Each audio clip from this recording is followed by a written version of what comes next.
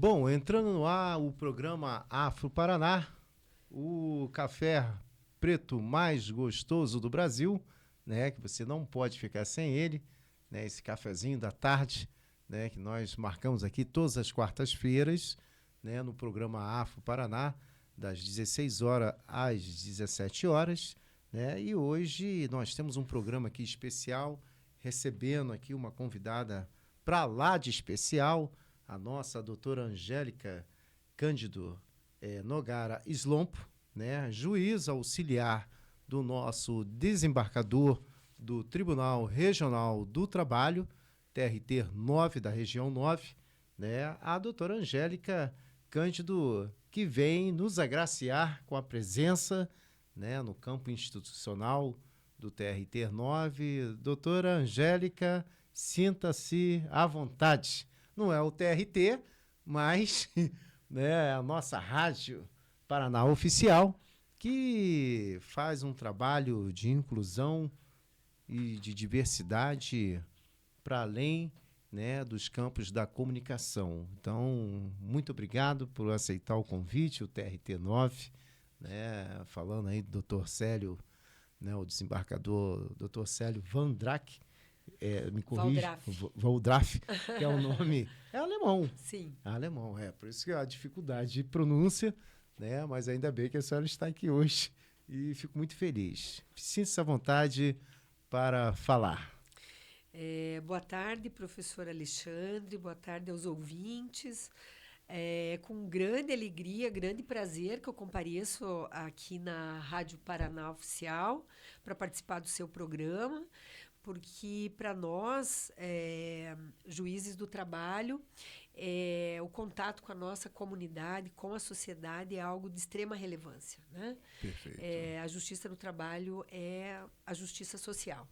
Então, estar aqui com o senhor nesse programa do Instituto Afro-Indígena é de uma importância ímpar.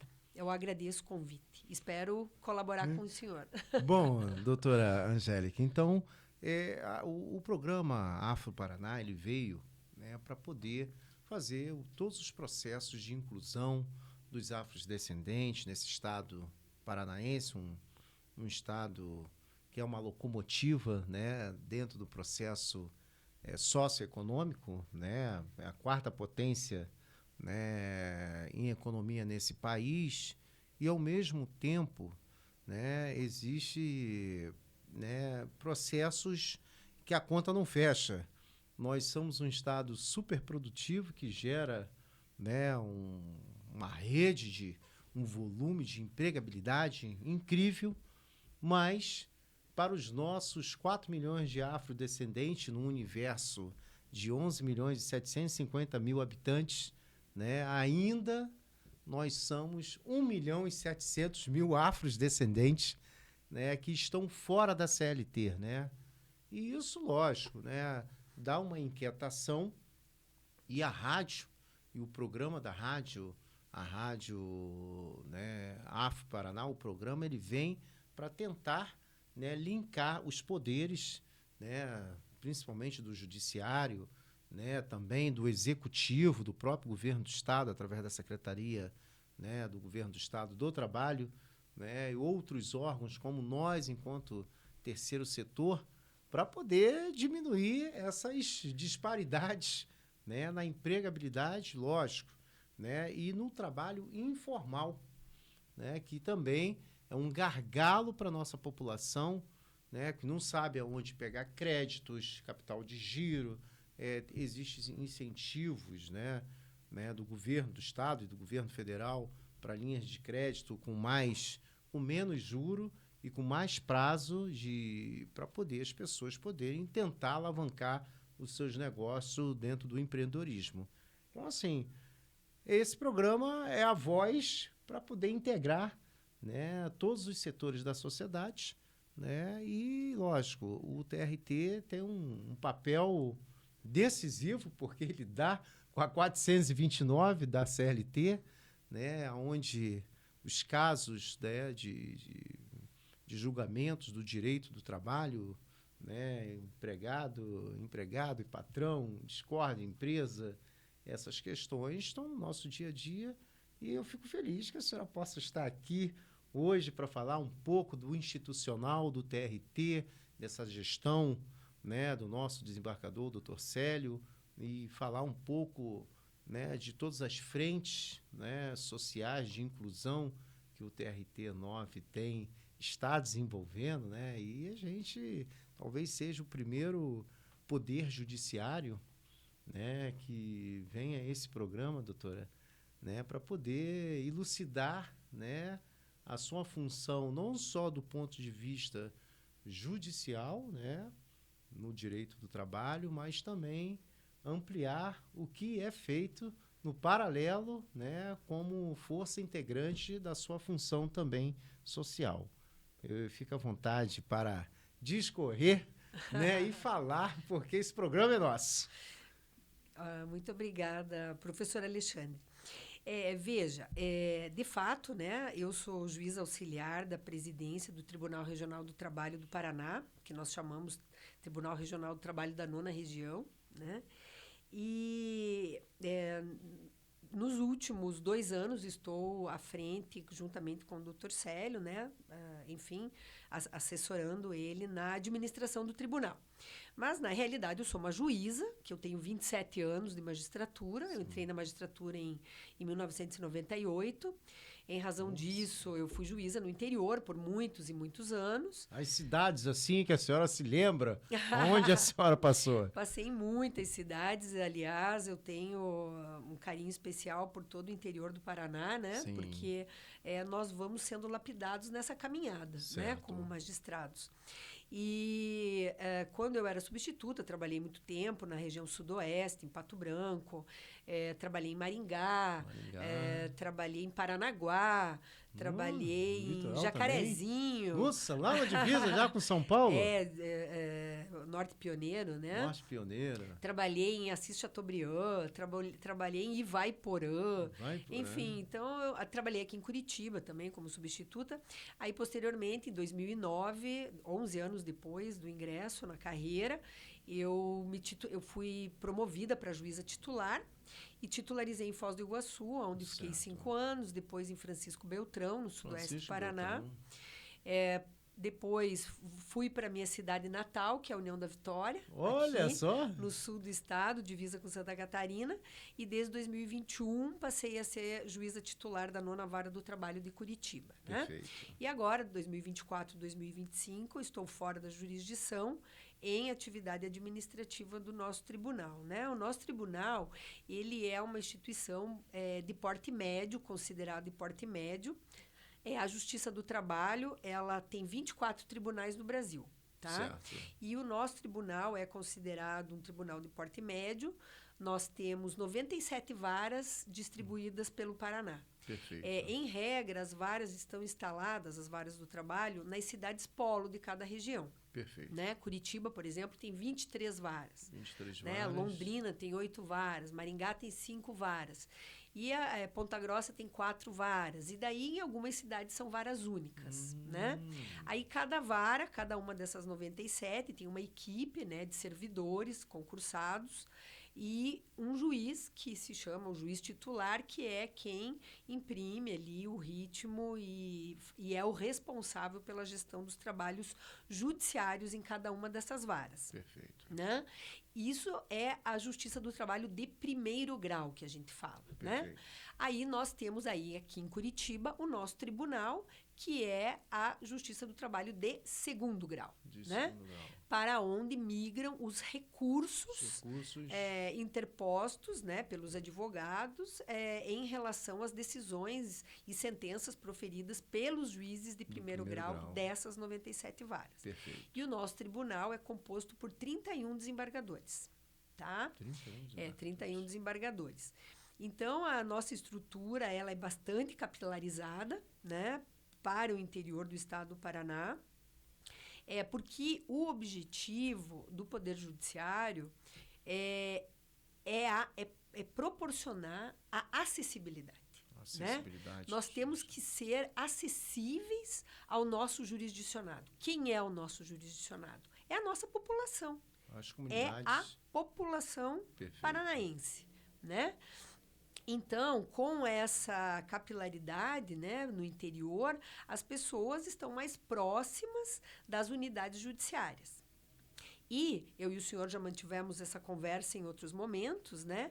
Inclusive, para ampliar essa capilaridade, Perfeito. nós estamos instalando e já instalamos pontos de inclusão digital em algumas cidades do Paraná, Sim. proporcionando também mecanismos de acesso ao Poder Judiciário. Mecanismos daí, digamos, digitais, né? Digitais Em para alguns poder. lugares onde não há vara do trabalho, as pessoas daí têm equipamentos de informática que possibilitam que audiências virtuais possam ser realizadas sem que essas pessoas precisem viajar e Vim custear as despesas, né, de uma viagem e principalmente não perder tempo, né, no deslocamento. Sim. Então, nós temos uma política de possibilitar o acesso do nosso jurisdicionado ao Poder Judiciário.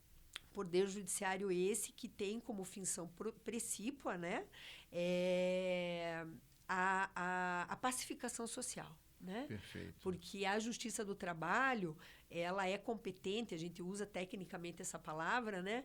Mas ela significa, em outras palavras, dizer a Justiça do Trabalho, ela julga o quê? Ela julga os conflitos, né? Nós trabalhamos com conflitos entre capital e trabalho, né? Sim. Os conflitos decorrentes das relações de emprego, mas não somente estas, também as relações de trabalho. Certo. Porque há que se distinguir emprego e trabalho, né? Emprego são vínculos trabalhistas, né? Protegidos pela CLT, por exemplo, né? 429. Previstos, né? Lá no artigo 7º. E a relação de trabalho é uma relação mais ampla.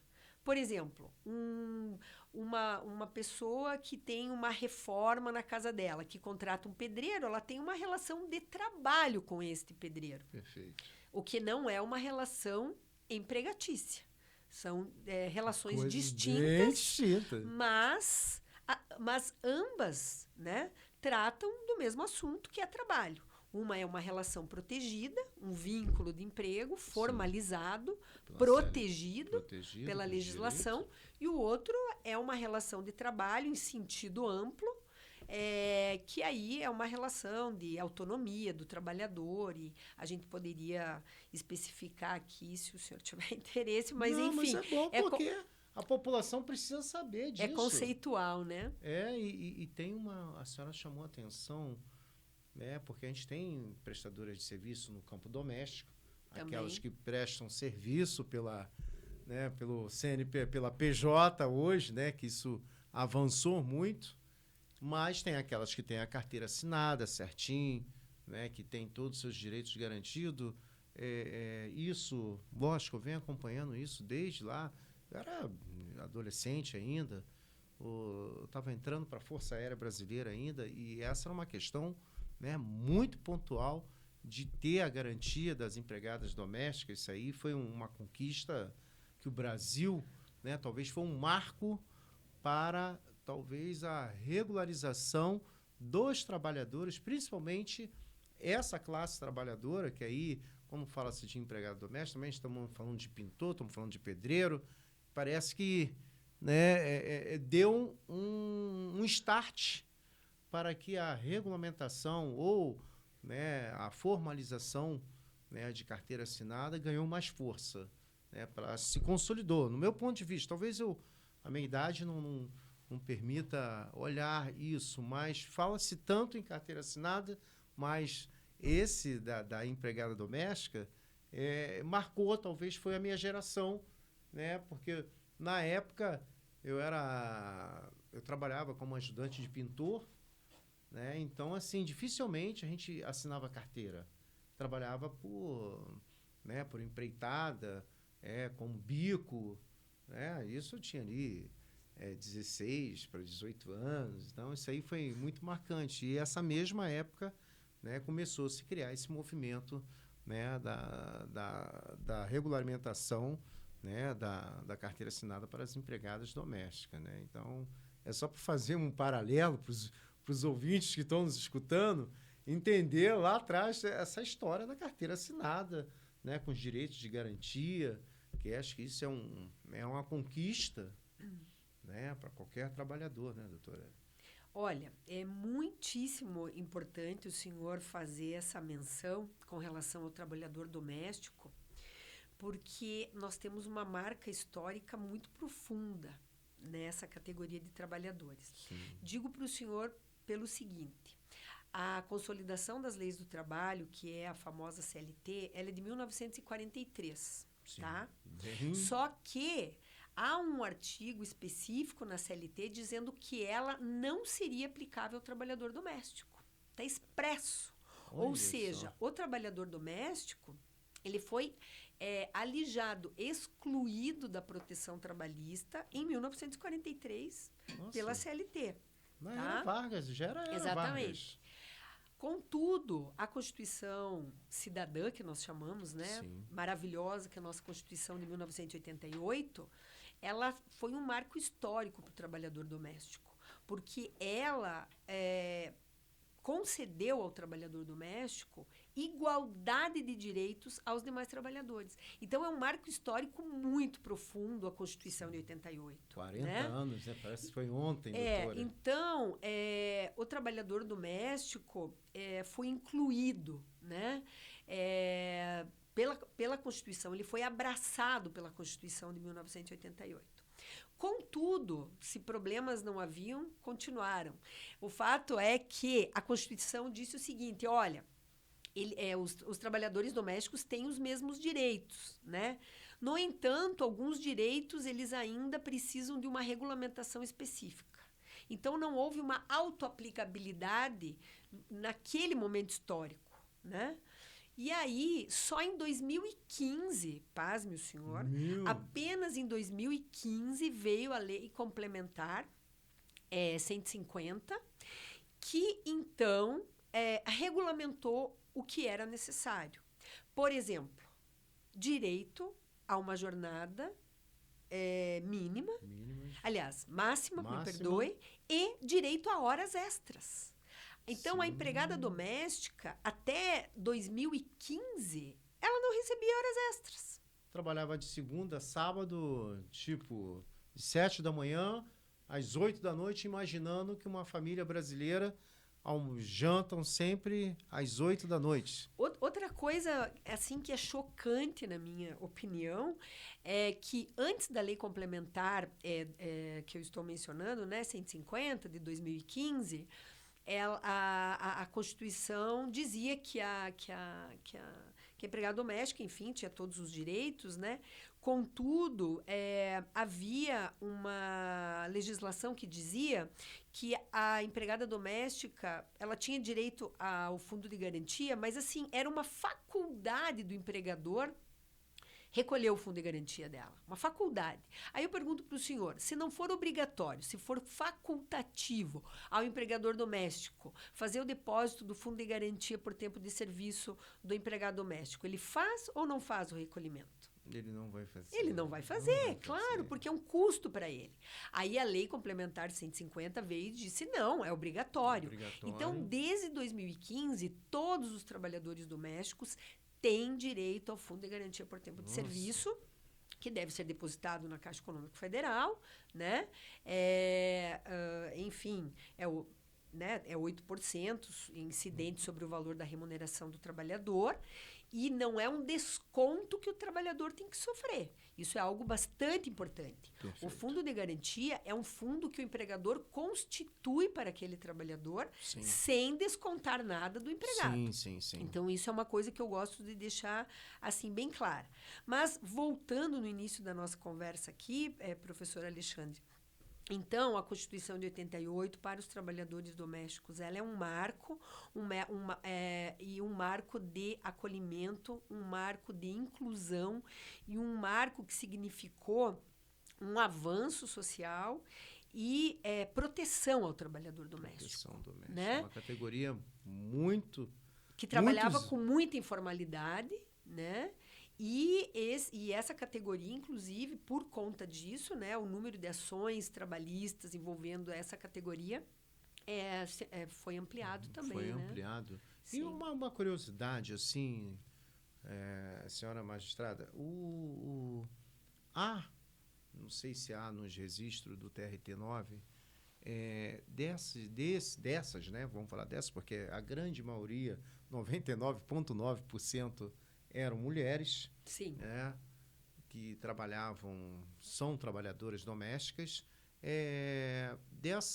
desse volume, né, ou, né, ondas de processos trabalhistas, a gente consegue, eu não sei se isso está entabulado no TRT-9, a sua grande maioria eram mulheres afrodescendentes, mulheres pretas e pardas. A gente consegue ter uma visão global dessas enxurradas, né, de direitos trabalhistas que, né, gerou, né, vários processos trabalhistas nessa categoria de empregada doméstica. É possível hoje, assim, na sua experiência, na caminhada que a senhora tem dentro Sim. do judiciário, dá para a gente ter um quantitativo se 60% eram empregadas domésticas pretas e pardas e os outros 40% eram mulheres brancas ou amarelas? Tem como quantificar isso? É até um dado tão interessante, né? É um dado muito importante, para poder... mas esse recorte digamos, como um dado da parte, né? Ele não há.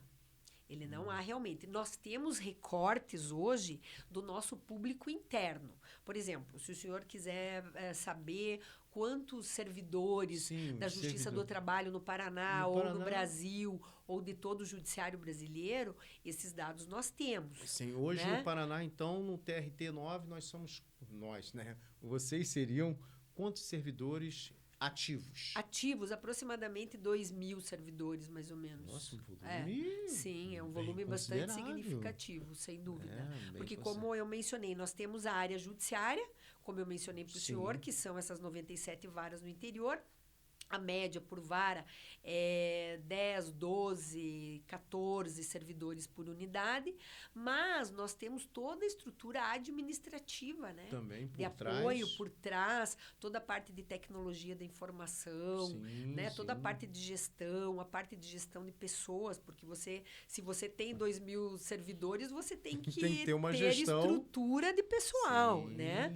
E, enfim, é uma estrutura bastante significativa administrativa que precisa dar esse suporte para que o tribunal possa, ao fim e ao cabo, cumprir a sua missão institucional, que é prestar jurisdição, que é atuar, né, nos conflitos que eu já referi aqui anteriormente. Mais uma pergunta, assim, hoje desses 2.000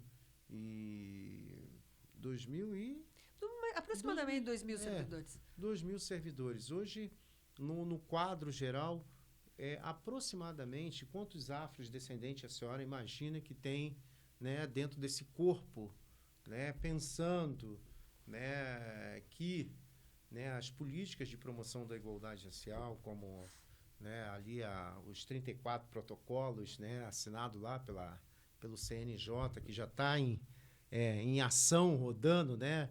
E isso é bom para o judiciário, é bom para a reparação. A senhora imagina que dentro da estrutura, né, dos servidores, a senhora imagina que hoje alcançamos 10%, pensando numa lei estadual, lógico, vocês estão subordinados, né, nós somos Judiciário Federal. Sim. Né? E a senhora acha que o tribunal hoje, dentro da nova perspectiva do governo federal, que faz ter 30% dos servidores, né, dentro das administrações públicas federais, a senhora acha que hoje o TRT-9 ele está numa linha ou numa vanguarda ou num processo mais progressista, né, para a contratação desses afrodescendentes, pessoas pretas e negras, dentro da sua estrutura do TRT funcional? Estamos falando de funcionários ADMs, né, administrativo, suporte técnico, enfim, toda uma estrutura funcional por trás do judiciário. Não, nós não temos 10%. Ainda não. Não temos. Pô, a grande questão é que o acesso, né, para as pessoas se tornarem tanto magistrados como servidores é o concurso público, né? É o concurso público. Exatamente. Não tem outro caminho. Não tem outro caminho. E aqui no Paraná, eu afirmo com segurança que nós não temos 10%. Aliás, eu posso levantar o número para o senhor, mas eu ouso dizer que nós não temos 5%. Olha só. Bom, então, ó, pessoal, vamos se preparar aí para o concurso, porque o governo já determinou 30%. Se abrir um concurso para o TRT9, ó, tem 25% de vaga para nós ocuparmos ainda. É só estudar. Eu aviso o senhor quando abrir concurso. O senhor faz propaganda. Vou fazer propaganda. Temos 25% de vaga. Quer dizer, estamos falando ali, então, de um universo de 500 vagas para afrodescendentes. Lógico, falando de uma conjuntura geral, né? Mas lógico, só entra pelo concurso, não tem outro caminho. Então, fica a dica para quem quer ser servidor federal e trabalhar no TRT 9 do Paraná, na região 9, né? Tem essa possibilidade. 500 vagas já temos. É só você fazer a conta ali, 2.000, um quarto das vagas ainda não foram ocupadas pela comunidade afro-brasileira e afrodescendente. Um é sinônimo do outro, só para a gente poder entender isso. Pessoas pretas e pardas podem se habilitar no concurso no futuro, né, para o TRT 9 do Paraná. Fica essa dica. Ainda bem que a doutora Angélica trouxe os números aqui, já nos deu uma perspectiva de se preparar.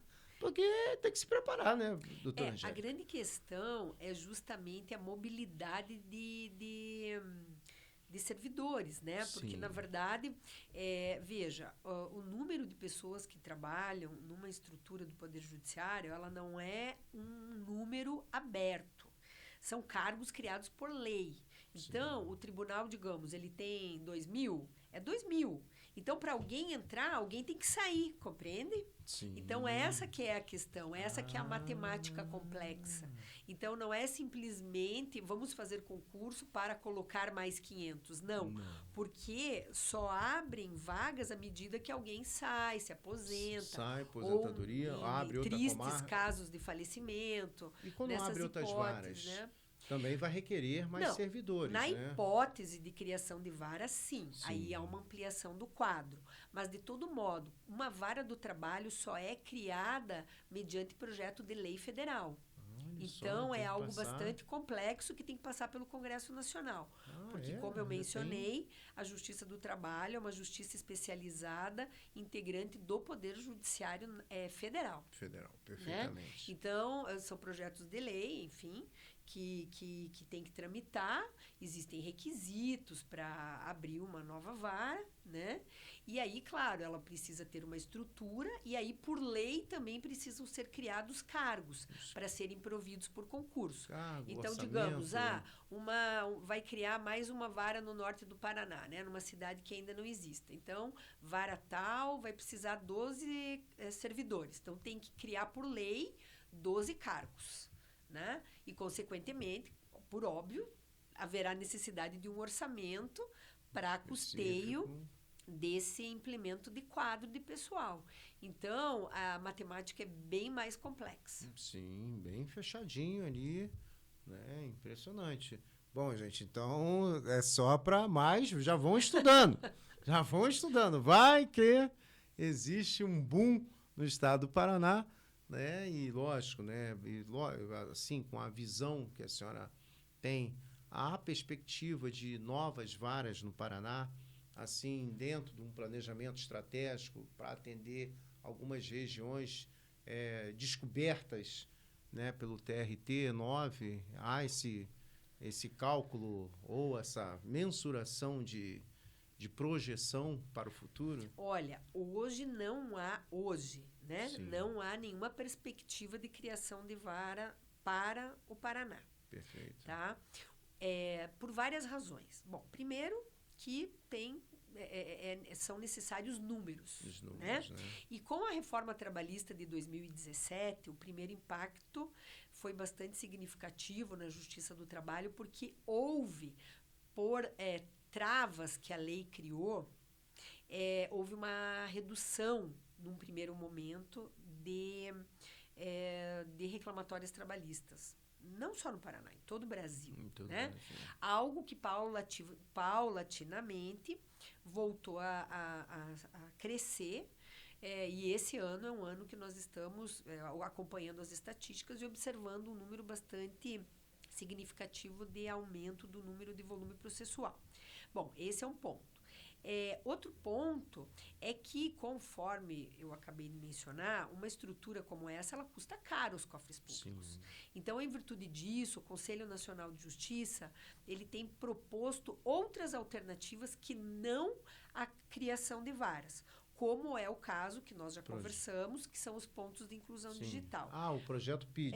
O PID que a gente fala. Perfeitamente. E outra situação ainda, que é específica da Justiça do Trabalho, que existe uma resolução no sentido de incentivar os tribunais que eles promovam políticas de equalização. O que significa isso? Significa migrar virtualmente, porque hoje todos os processos da Justiça do Trabalho são eletrônicos, não existe mais papel, né? Sim. Então são processos virtuais, digitais. Então, digamos, o projeto de equalização, ele significa migrar processos de uma vara muito movimentada para uma vara de pouco movimento, de modo que elas se equalizem numericamente. Perfeito. O que é possível na medida em que o processo é eletrônico. Ninguém precisa transportar os processos. Sim. E também porque, o senhor sabe disso, e acredito que a maioria da população também saiba, com a pandemia, as atividades judiciárias sofreram um impacto muito relevante. E isso acabou persistindo em alguma medida após o término da pandemia. Por quê? Por exemplo, não existiam antes de 2020 audiências virtuais. Os processos eram digitais, Sim. mas as audiências eram presenciais. As pessoas se deslocavam até os fóruns para participar de toda e qualquer audiência. O que significava, em alguma medida, fazer viagens, né, deslocamentos, Sim. ter custo para isso. E hoje nós temos um grande número de audiências que nós realizamos virtualmente. Então, o senhor veja, digamos que haja muito movimento em Londrina e não haja movimento em Bandeirantes. Apenas exemplos, sim, né? Não me sim, recordo sim. de números reais aqui. São números apenas exemplificativos. Nada obsta que de Londrina se migrem processos para Bandeirantes, de modo que haja o mesmo número de processos em ambas as varas e digamos, os processos de Londrina que vão para Bandeirantes, o juiz de Bandeirantes faz as audiências virtualmente. Então, não causaria nenhum prejuízo ao jurisdicionado. Então, assim, diante dessas soluções tecnológicas criadas, que eu afirmo para o senhor, né, e também pela questão da redução numérica pós-reforma de 2017, é que não existe hoje uma perspectiva de criação de vara do trabalho no Paraná. Então, pessoal, calma aí, ó, vão repensando, né, porque depois de uma explicação técnica, né, que a nossa magistrada, né, a doutora Angélica, né, está aqui discorrendo, né, para que a gente possa ter esse entendimento, até pensando em níveis de concurso, mas a tecnologia também ajudou muita coisa, né? Só o fato, né, vamos imaginar o cidadão que mora lá em Porto Amazonas, ou que mora aqui em Itaperuçu, Rio Branco, né? Se tiver o programa PID nessa cidade, ele pode acessar de lá e fazer a sessão virtual, né, daquela cidade de Rio Branco do Sul ou lá de Exatamente. Porto Amazonas. Estou só dando exemplos assim para que a população, geralmente esses projetos PIDs estão na prefeitura. Exato. Inclusive, estava conversando aqui com o assessor da Associação dos Municípios, o Juarez está se recuperando de uma cirurgia, que é o chefe seria um chefe de gabinete, né, do nosso presidente Marcel, né, que a gente, né, levou a proposta, eles gostaram da ideia, né, e a gente precisa só tentar, né, alinhar aí um encontro para que esse projeto chegue, né, nas 97 varas do TRT 9 do Paraná, né, facilitando a vida do cidadão, né, que tem alguma, né, vamos dizer, alguma demanda específica dentro do Tribunal Regional do Trabalho no direito trabalhista, né, empregado e empregador, né, nesse quesito. Também gostaria de aproveitar, doutora Angélica, para poder fazer aqui a menção da nossa companheira, né, como é que se diz? A Adri, né? A Adri, hoje nós estamos numa campanha aqui da vaquinha. A Adri, ela apresenta o programa Antes de Mim, que é o programa Mais Saúde, né? Que é um programa fantástico, né? Como a ONG dela é uma ONG especializada em oncologia. A Adri eu já conheço há um tempo. E lógico, né? As surpresas de montar um evento é evento. Evento não é fácil. Eu trabalho com evento desde 97 ali, 98, né? Você tem eventos para você realizar, você planeja, você faz uma margem de segurança, mas, infelizmente, eventos é assim, né? Às vezes ele acaba nos trazendo surpresa naqueles dias do finalmente, antes do evento e durante o evento, né? Então, assim, eu sei o que é organizar um evento, né? E a nossa companheira Adri, para quem não conhece, ela trabalha com crianças que estão, né, com câncer, câncer inicial, câncer intermediário e câncer final, né? E ela promove um desfile, né, com as mulheres que estão, né, estão no seu estado de câncer, com essa patologia. Eu posso falar com muita tranquilidade que, né, a minha falecida ex-esposa, a falecida esposa teve câncer, morreu de câncer, então a gente sabe o que é isso, né? Então, assim, é muito delicado, né? E a Adri, ela faz um trabalho fantástico. Agora, sábado, lá na Positivo, vai ter o desfile de moda, né, para essas crianças que possuem câncer, né? As mulheres que também possuem câncer vão desfilar. Esse é um marco, doutora Angélica, muito importante, talvez, na vida dessas pessoas, porque pode ser o último momento deles, ou delas, né? Vou falar delas porque a grande maioria são mulheres. Então, assim, é um processo delicado e nós estamos aqui, vocês que estão nos assistindo, né? A Adri, a gente se comprometeu em fazer uma campanha da vaquinha, então gostaria de disponibilizar aqui para vocês, aqueles que sentirem vontade de fazer sua doação, qualquer valor, né? Tem aqui o CNPJ da ONG EVA, que é uma ONG exclusiva de oncologia. Oncologia, para quem não sabe, é para as pessoas que estão passando por um processo de câncer nas suas vidas. Falando numa linguagem mais popular, para que as pessoas possam compreender. Então, vamos lá. Se você quiser doar, você pode fazer o depósito via Pix, né, pelo CNPJ, né, que é um CNPJ, porque é uma ONG EVA. Vamos lá. O número é 31 292 862 1000 ao contrário 69. Repetindo, 31 292 862 1000 ao contrário 69. Vai aparecer lá a EVA, a ONG EVA, né, que vai fazer esse desfile sábado agora lá na Positivo. A entrada é gratuita para você que quer participar, né? Pega a sua família, vai lá, né, o seu ente querido, né?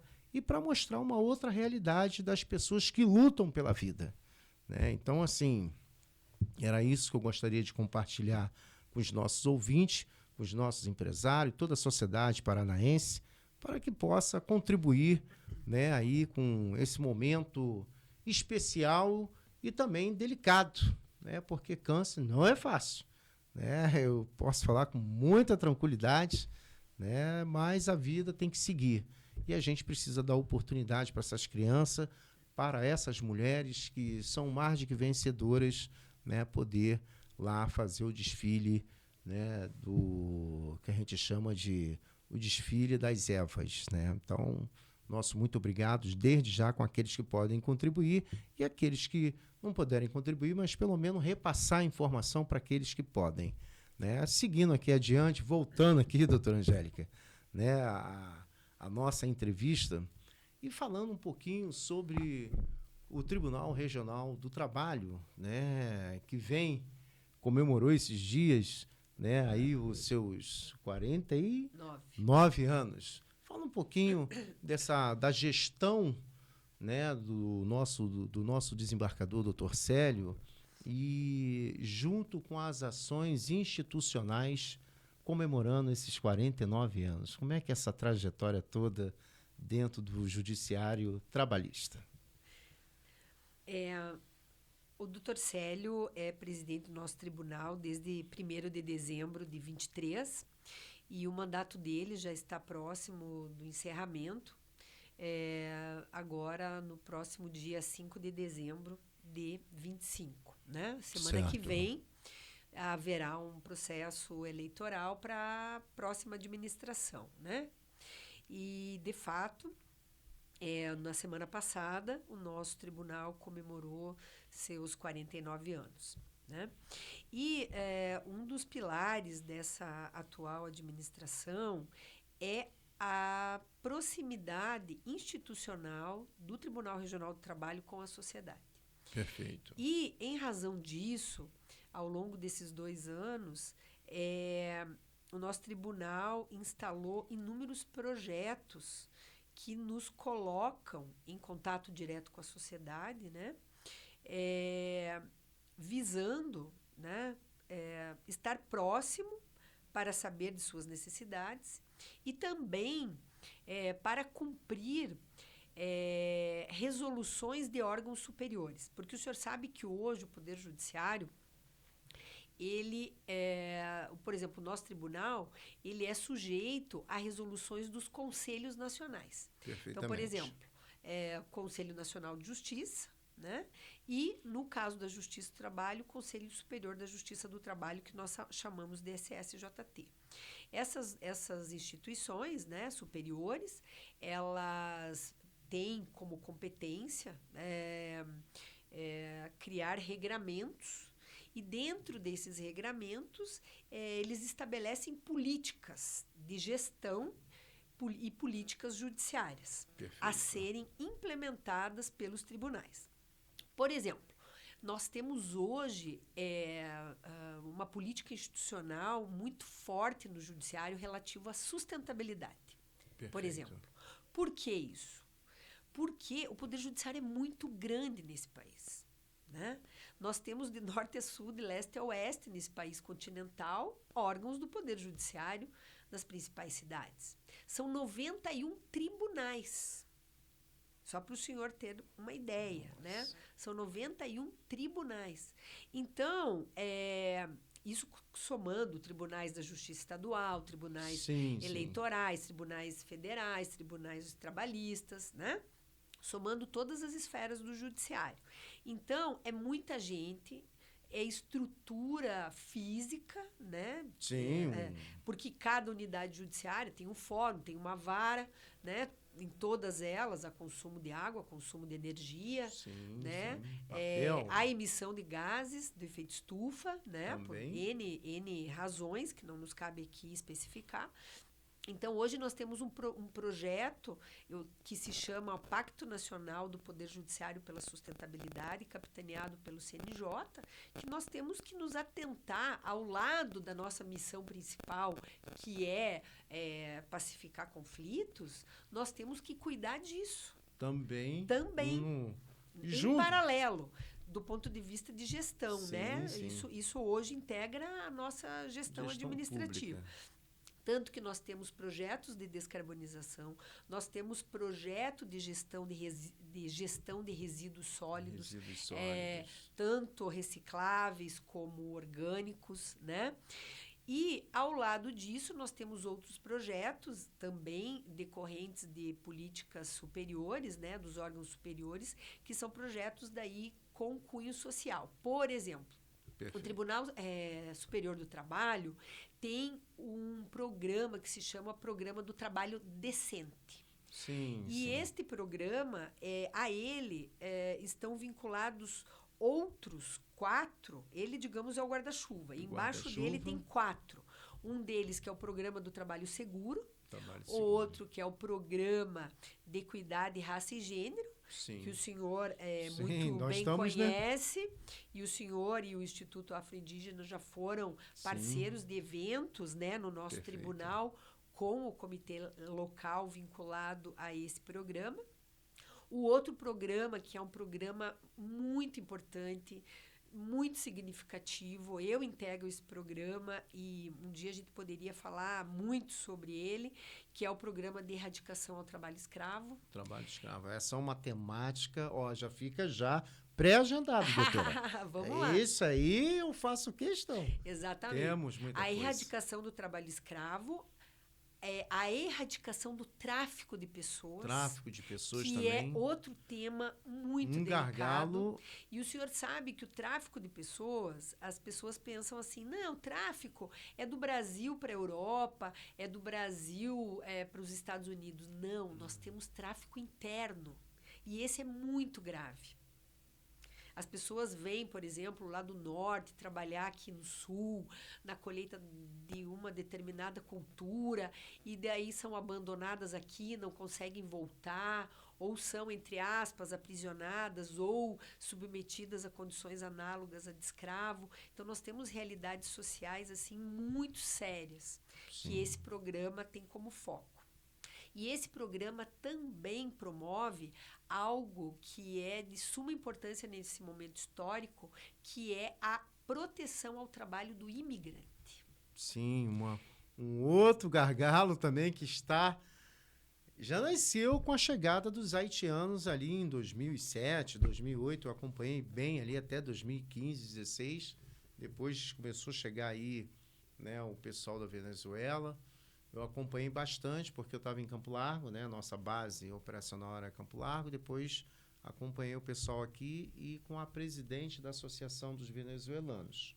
Então, assim, e para minha surpresa, eu fiquei sabendo no início do ano que chegou uma outra remessa também muito latente dos cubanos que estão vindo em grandes escalas, né? E fora os africanos que já vinham, né? Mas, enfim, é um processo aí.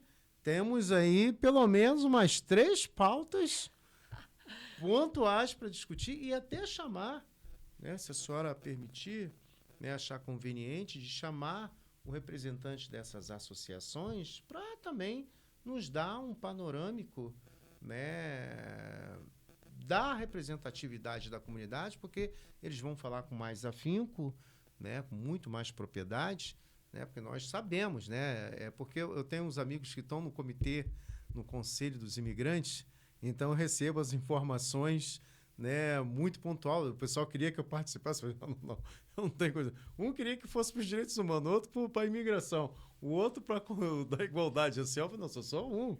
Eu até gostaria de, né, participar de todo, mas a gente não consegue porque nós estamos, né, tentando fazer essa retaguarda com o programa do Jovem Aprendiz, né? Então, assim, alguém tem que fazer uma contenção dessas pessoas e também é uma tendência natural que esses alunos, né, os filhos dos venezuelanos, haitianos, estão vindo bastante gente para o programa, né, do Jovem Aprendiz, principalmente Colombo, que tem muito venezuelano, né? Sim. Então, é só um panorâmico assim que a gente está só falando por cima. Né? E é algo muito sério, né? Porque as pessoas, elas não deixam os seus países de origem porque querem, né? Sim. Na verdade, é um rompimento muito traumático você deixar as suas origens, né? por questões de idioma, por questões de costumes e por deixar as pessoas que são a sua família, enfim, o seu território, né, sua casa, os seus bens, né, muitas vezes eles deixam tudo para trás. E aí eles vêm, em regra, para quê? Para trabalhar. Então, o senhor veja que o foco é umbilicalmente unido àquilo que é o nosso dia a dia, que é lidar com o trabalho. Então, o TST é sensível a isso, né? Então, criou esse programa que visa também a proteção do trabalho do imigrante, né? E dentro desse guarda-chuva do trabalho decente, o outro programa, que é o quarto programa que eu não mencionei, é o programa de combate ao trabalho infantil, né? Sim. Que aí tem muito a ver com a sua temática, né? A questão da aprendizagem, né? Porque, constitucionalmente, né, os jovens menores de 16 anos, eles não podem trabalhar. Né? A vedação legal do trabalho desses jovens, exceto na condição de jovem aprendiz. E daí é uma outra questão, e estarei com o senhor, né? Estarei junto lá com o grupo de jovens que vocês capacitam, né, no curso de jovem aprendiz na próxima sexta-feira. Na próxima sexta-feira. A nossa magistrada vai pessoalmente, né? Olha, turmada, fiquem esperta aí em Campo Largo, hein? Porque, né, todo dia que a gente recebe uma magistrada, né, para ministrar uma palestra, principalmente do Tribunal Regional do Trabalho, e mais do que isso, né, no auxílio do nosso desembargador, né, que nos proporcionou a desenvolver esse programa, né, junto com as varas do trabalho, hoje com a 20ª vara, do Dr. Carlos Kaminski, né, eu gostaria de mandar umas saudações, né, para o Dr. Kaminski, que entendeu, e nós estamos avançando e ampliando, né, o nosso campo de atuação.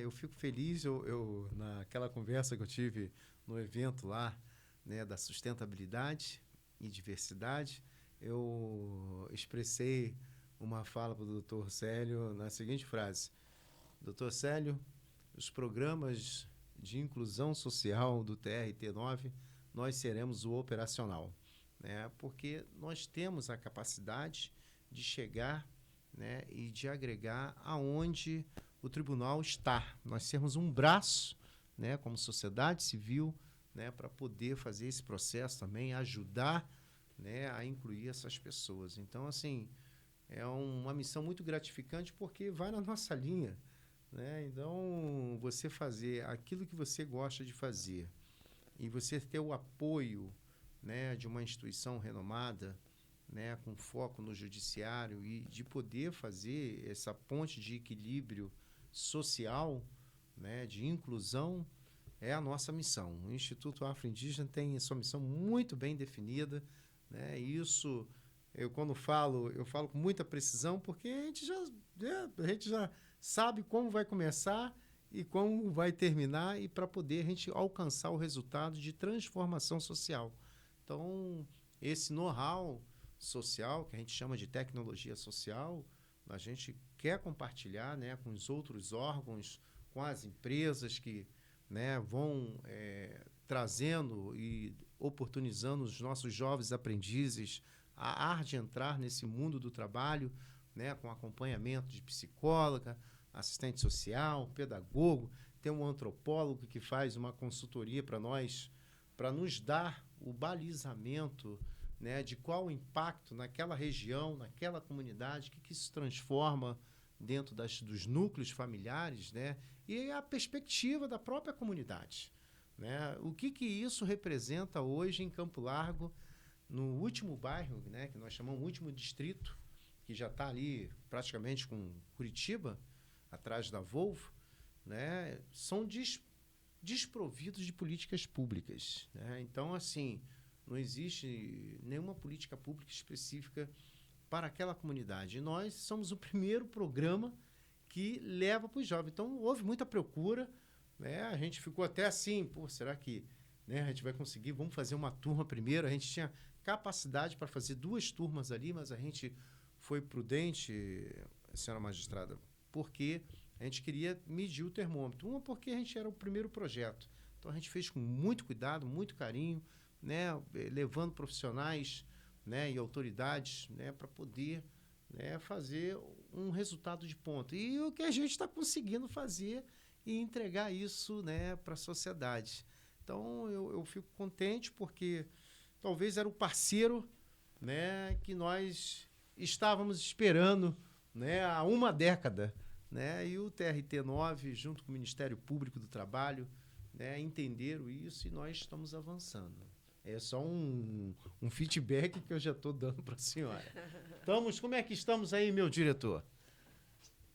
Então, mas rapaz, já é 5 horas. Já, olha, doutora, passou rápido, as suas professora considerações... Alexandre. Nem conseguimos falar tudo, né? Vamos ter que fazer outro programa, vamos ter que marcar outras, né? Mais uma audiência, mais um novo programa para discorrer de várias coisas. O que a senhora, em linhas gerais, nas suas considerações finais, a senhora pode dizer do TRT9 e da ação e da atuação, né, do TRT9? Eu acho que mais do que falar da ação do TRT, professor Alexandre, é falar da importância do trabalho protegido, sabe? Sim. Porque hoje, né, o que nós temos observado, principalmente nesse momento de comunicação tecnológica, enfim, aplicativos e tudo mais, é que existe uma certa, entre aspas, campanha contra o trabalho protegido, o trabalho que se chama de trabalho CLT. CLT. Né? Mas há uma inversão muito séria dessa lógica. Porque o que o nosso ouvinte tem que entender é que o trabalho CLT é o trabalho protegido. É o trabalho que insere o trabalhador no sistema previdenciário, por exemplo. Né? Então, assim, é a modalidade de relação jurídica que confere a ele direitos. Direitos garantidos. Né? Então, assim, nós estamos num momento, e isso sim é uma pauta interessante para uma outra conversa, num momento de talvez mudanças com essa talvez tendência da pejotização, né? Sim. Que é a prestação de trabalho através da pessoa se tornar uma pessoa jurídica. Né? As MEIs, para quem não entende, as MEIs.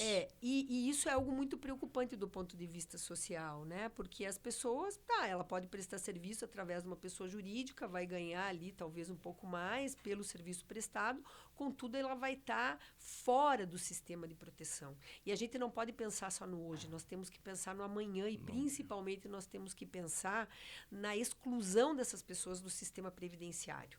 Porque a pessoa que não é empregada e ela não recolhe previdência social, ela não tem a garantia de aposentadoria. A mãe que tem o seu filho, bebê, ela não tem salário maternidade, ela não tem licença maternidade. O trabalhador que não recolhe a previdência social e não está no sistema formal de emprego, se ele se acidenta, ele não tem renda no período, porque ele não vai obter benefício previdenciário respectivo. Perfeito. Então, assim, nós estamos vivendo um momento digamos assim, de um discurso de que isso seria melhor para o nosso trabalhador, né? Quando isso não se revela exatamente nem coerente, nem real, né?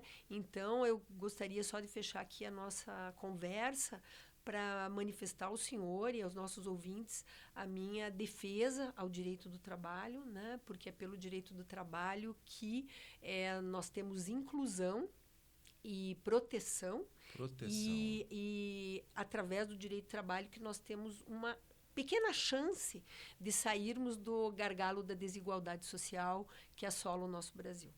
Muitíssimo bem, né? Mais uma vez agradecer a nossa magistrada, a doutora Angélica Mendonça Nogara Slomp, né? E assim, eu compartilho dessa ideia porque o programa do Jovem Aprendiz, ele tem, né, nós pegamos pesado nessa questão de legislação trabalhista, né? A CLT assinada como garantia social e garantia de direitos, né? E eu sou a favor e brigo e luto por isso, porque na nossa turma lá do Jovem Aprendiz, CLT.